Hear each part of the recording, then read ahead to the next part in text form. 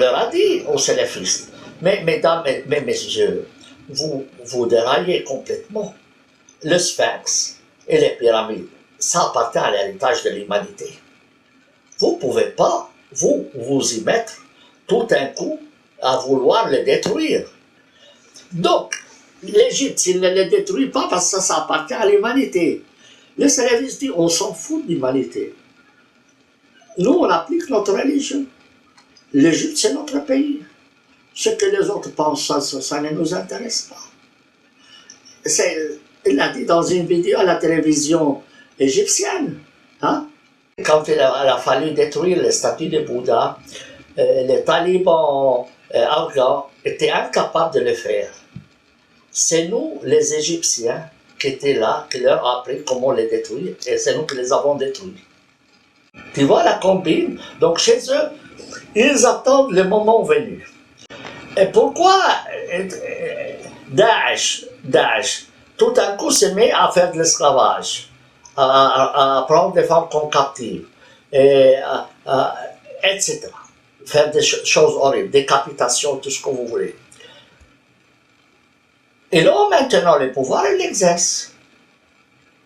Lorsqu'ils n'auront pas le pouvoir, ils vont dire, oh, Seigneur, on aurait bien aimé continuer à décapiter, à prendre les femmes en esclaves, mais on nous a contraints parce qu'on nous a bombardés, tellement bombardés qu'on n'a plus le moyen d'exercer, d'appliquer votre loi. Alors, excusez-nous, Seigneur, de ne pas appliquer votre loi. Et ils sont justifiés. Mais le jour où ils reprendront le pouvoir, ils vont recommencer. Prenez le cas très simple en Iran. Le Shah d'Iran ne coupait pas les mains et il ne lapidait pas. Le jour où Khomeini est arrivé au pouvoir, il a eu le pouvoir, et voilà, on recommence. Le Pakistan n'appliquait pas la lapidation, n'appliquait pas les sanctions, et bien ça recommence. Le principal objectif de ce mouvement, c'est l'application intégrale du droit musulman. Et une des raisons du conflit de ces mouvements musulmans avec l'État actuel provient du fait que l'État n'applique pas le droit musulman. Les bons musulmans appliquent scrupuleusement tous les enseignements du Coran et de la vie modèle de Mahomet. Les mauvais musulmans n'appliquent que partiellement les enseignements du Coran et de la vie modèle de Mahomet. On a demandé à un représentant de la communauté musulmane à Roubaix. Il lui dit, si demain vous devenez majoritaire, etc., chez vous, vous serez pour l'application du droit musulman? Il a dit oui. Et la lapidation, oui. Ce qui les empêche de l'appliquer aujourd'hui, c'est qu'ils n'ont pas le pouvoir, c'est tout. Il y a des libéraux musulmans, pour rien au monde, ils n'appliqueraient le droit musulman, forcément. Vous demandez même à un musulman, vous lui dites, qu'est-ce que vous en pensez? Il dit, vous savez, je ne suis pas un musulman, moi. Mais ça veut dire quoi? Ça veut dire que je n'applique pas tout ce que dit l'islam. Même le roi du Maroc n'est pas un bon musulman, parce qu'il n'applique pas tous les droits musulmans.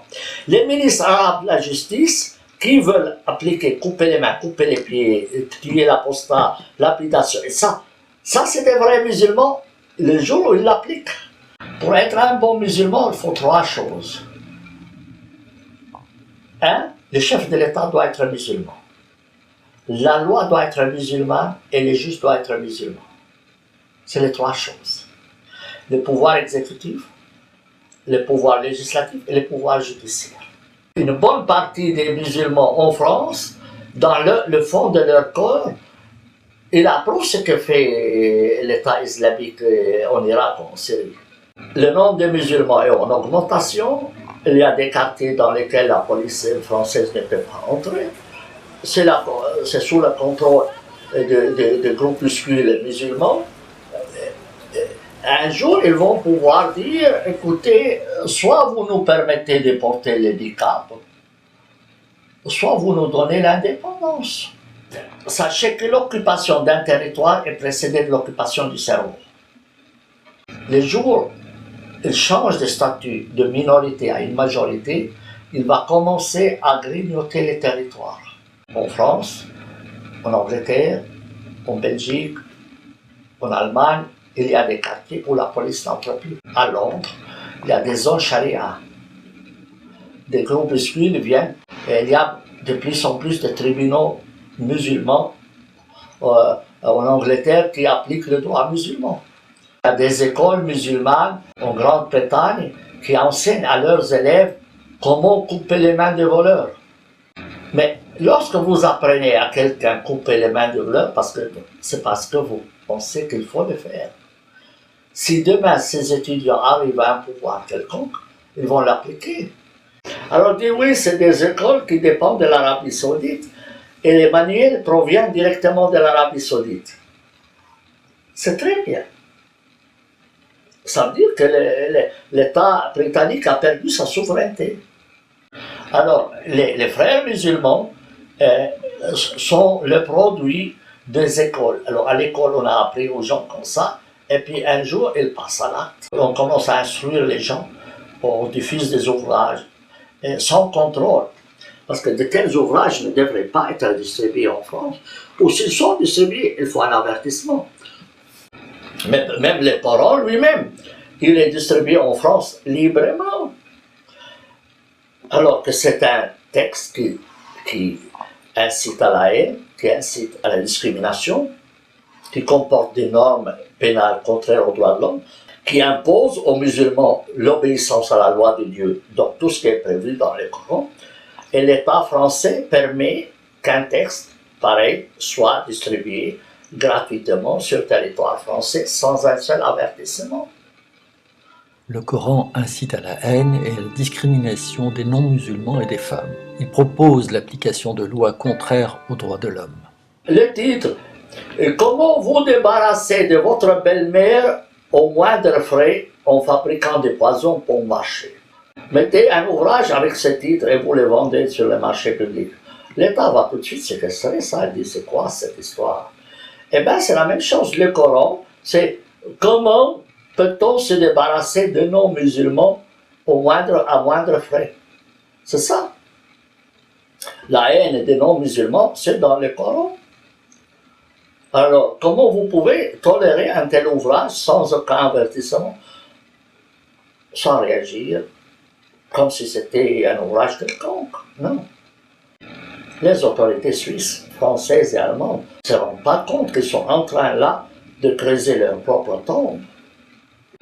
Est-ce qu'ils savent au moins qu'est-ce que contient le Coran? Livre sacré, qu'est-ce que c'est sacré? Est-ce que c'est un livre de poison, vous l'appelez un livre sacré? Sacré livre, oui, mais livre sacré, non.